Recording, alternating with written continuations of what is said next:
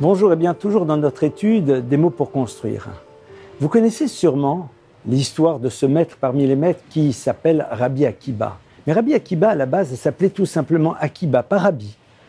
Et puis il va devenir Rabbi, un maître, mais parce qu'il va épouser une femme incroyable. Cette femme, c'est celle à qui il va dire, alors qu'il a 40 ans, qu'il n'a jamais étudié, « Je veux partir étudier la Torah ». Cette femme aurait pu lui dire « Mais Akiba, regarde-toi, tu as 40 ans, enfin c'est pas à cet âge-là qu'on commence ». Au contraire, elle va lui dire « Mais c'est extraordinaire », elle va l'encourager. Et Rabbi Akiba va devenir un maître parmi les maîtres, une référence absolue dans le peuple d'Israël. Alors, essayons de réfléchir.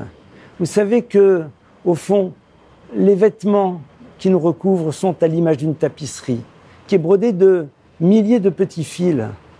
Si ces fils sont tous clairs, ils sont tous brillants, alors cet habit est un habit de lumière, il est merveilleux. Ces fils brillants, ces fils de lumière, c'est tout simplement les mots positifs que l'on adresse à quelqu'un lorsqu'il a envie d'entreprendre quelque chose. Lorsque on va dire des choses non seulement positives par rapport à ce qu'il veut entreprendre, mais tous ces mots qui vont nous nourrir, qui nous font du bien. Merci, bravo, c'est super, comme tu es gentil. Enfin, je ne vais pas m'attarder là-dessus, vous les connaissez évidemment toutes et tous mieux que moi, j'ose espérer. Et puis parfois, il y a malheureusement des fils sombres. Mais c'est nul, mais tu n'y arriveras pas.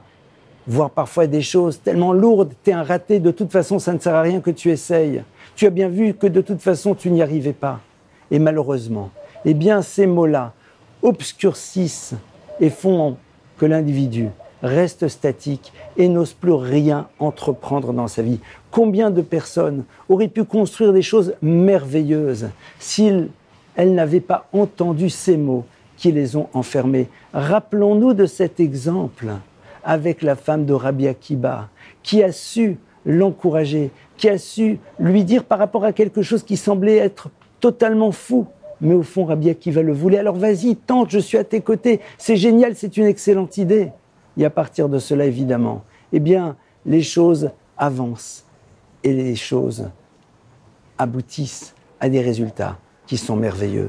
Alors à nous de faire attention à ce que les habits qui recouvrent celles et ceux qui sont à nos côtés soient tissés de ces fils de lumière, paroles merveilleuses que nous pouvons leur adresser au quotidien.